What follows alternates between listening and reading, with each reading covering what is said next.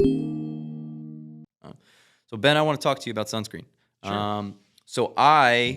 You and I had a conversation about this previously, and you certainly know more about this than I do. But one of the things that you brought up was how I think it was the FDA basically stopped you from calling your product a sunscreen. And I've actually heard this similarly. We have a manufacturer who creates a pain cream, and he wanted to call it like pain relieving gel. And I think it was also the FDA said, you can't call this a pain relieving gel unless it has one of two ingredients, which they didn't have either of that because it was a new product that essentially was a new mechanism on the market. And they said, you can't call this a pain relieving gel unless, I think it's lidocaine, maybe you had to have in it. You had to have some amount of lidocaine that was in that product, or else you could not call it a pain relieving gel. And I know that's sort of true with your sunscreen. I have stopped using sunscreen. I mean, I think we probably all saw the Johnson and Johnson information that came down recently that there all these sunscreens they have that have these harmful chemicals in them, which is like no shock. You know, people have been saying this for years. Like, you can't spray sunscreen in your boat because it'll damage the seats or it'll damage the leather. And so it's like, well, what is that doing to the human body, sort of thing. But, I always go back to, okay, well, sunscreen is a very, very new invention. Maybe the last 100 years, maybe 150 years. There's certainly indigenous cultures have been doing things to, prevent themselves from being damaged by the sun. But generally your geography and your skin color was that mechanism. So, maybe talk to me about the problems with the FDA systems and kind of how this all relates back to the problems we have with Western medicine and the way we're thinking about things. Yeah, yeah. So the sunscreen in the United States, I don't know exactly when it was first put on the market, but I believe it was in the late 1800s. Actually predates the FDA. So Hmm. when the FDA was formed, a lot of the products that were on the market were automatically grandfathered in. It was assumed we've been using this for 10, 20, 50 years, whatever. So it's perfectly safe.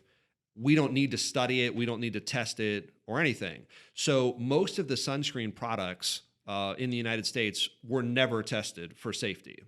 And the irony of this is that when the EU was formed in the late 80s and early 90s, they had to basically create an EU equivalent of the FDA. And they forced a lot of their manufacturers to kind of go through a recertification type process. And virtually all the ingredients that we use in sunscreens in the US are banned in the EU because as soon as they looked into it, they realized this is not safe to use. And so the irony of it isn't that to get to your specific comment that we can't call ourselves a sunscreen because we don't use one of the ingredients that's considered necessary for sunscreen.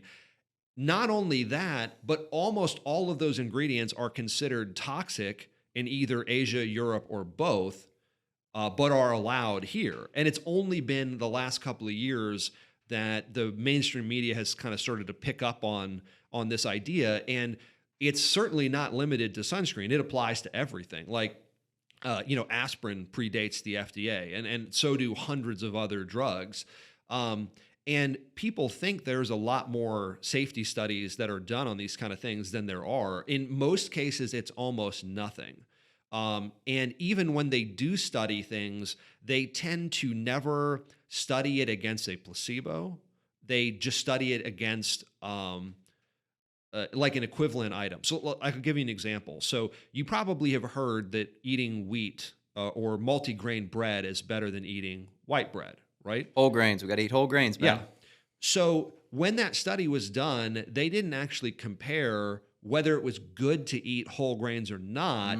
They compared Mm. eating whole grains to eating white flour bread and found that the white flour bread was more harmful than the multigrain. But a lot of people have grain sensitivity issues. And certainly it does not meant to be a blanket statement, but they didn't compare it to a third group of people who didn't use the product at all. Right. And so every time a new drug comes out, it's typically a derivation of something that's existing on the market. Or even if it's not, it's like well, we have this new cholesterol drug. They benchmark it against the previous cholesterol drugs, not against something completely different, Yes. like herbalism or even just doing nothing. They will only benchmark it against other drugs. And so what happens is they're not really doing it as a deliberate, like we're trying to hurt people kind of a thing. It's just it's less expensive to limit kind of what you're testing, and the drug companies don't want to know the answers to these questions, right? It's the same kind of thing that kept the Surgeon General from putting smoking warnings on cigarettes. Is if we don't ask the question, then we don't find out if it's bad or not. We'll just assume that it's okay, and then it'll be okay. But they knew as early as 1910 that cigarettes were harmful because the Surgeon General of the Navy realized that a lot more of the people who were being pulled from active service were heavy smokers.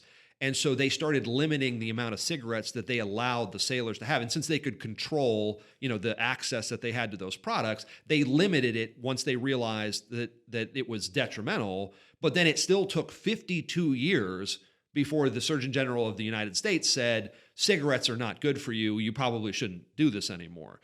And so where that kind of relates back to us and the pain relieving cream is we are legally not allowed to say our products do anything. In fact, every product that we make is stamped. This product does not cure or promote anything health-wise. Because from the FDA's perspective, if it's not a pharmaceutical drug, it does not have any value whatsoever. Even things like vitamin D or vitamin C, you literally cannot say those things are helpful to the body. You can just say it may support, health or something like that. But if you get any more specific, like the issue that you were bringing up about the pain cream is pain is considered a medical condition. So you can't say it might help pain. And so while we have products that are meant for headaches, muscle aches, all those sorts of things, we don't use the word pain in those descriptions.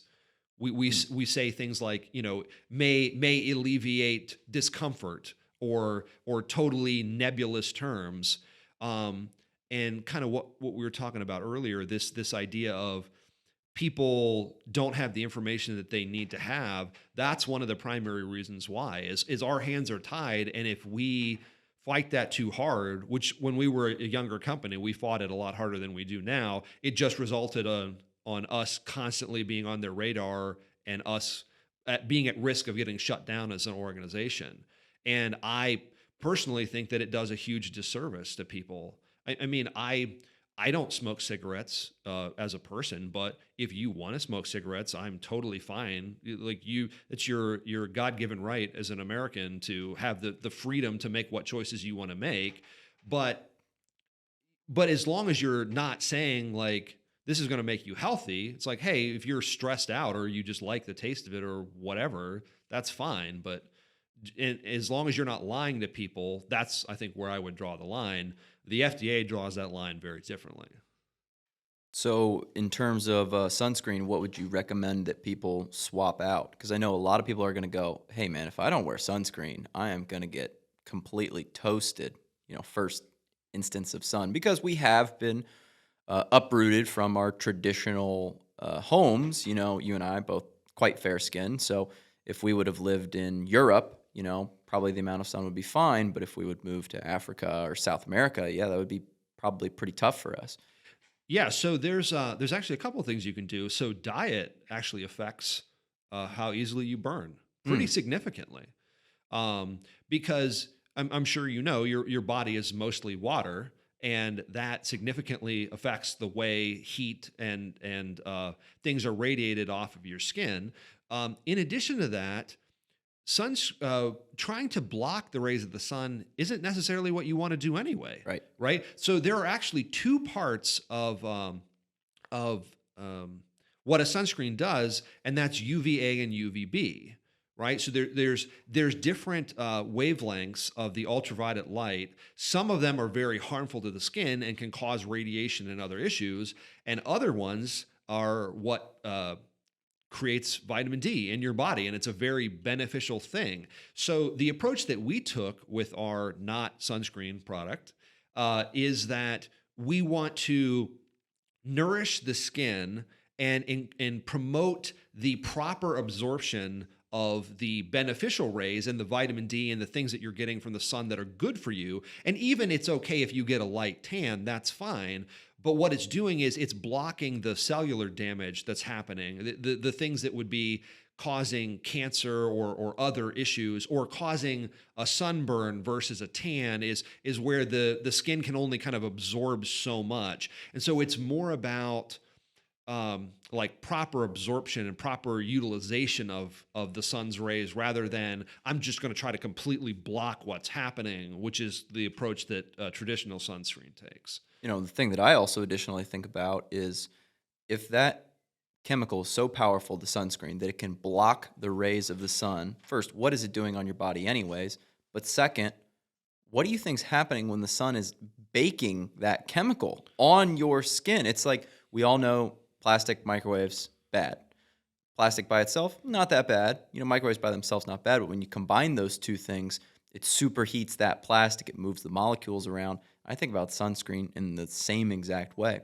And also, one of the things that I think a lot of people don't do is they don't progressively load their body with sun throughout the spring and summer. So this is what our cave-dwelling ancestors would have done. They wouldn't have just walked outside one day into the 95-degree heat in July and stood out there for 10 hours like we do if we go to the beach, right? They would have, as winter's rolling around and closing, they're going to be getting out and getting some of that sun exposure. More in the spring, you're going to get a base level tan, and then the summer comes around and you're pretty tan at that point in time. So you're going to help your body block some of those rays. That was sort of the evolutionary cycle for us. Now we just spend, 12 months inside, walk outside on July 4th, bake, we turn lobster red, and then we're like, oh, I have to wear sunscreen. It's like you really were not thinking about this thing from the right avenue to begin with.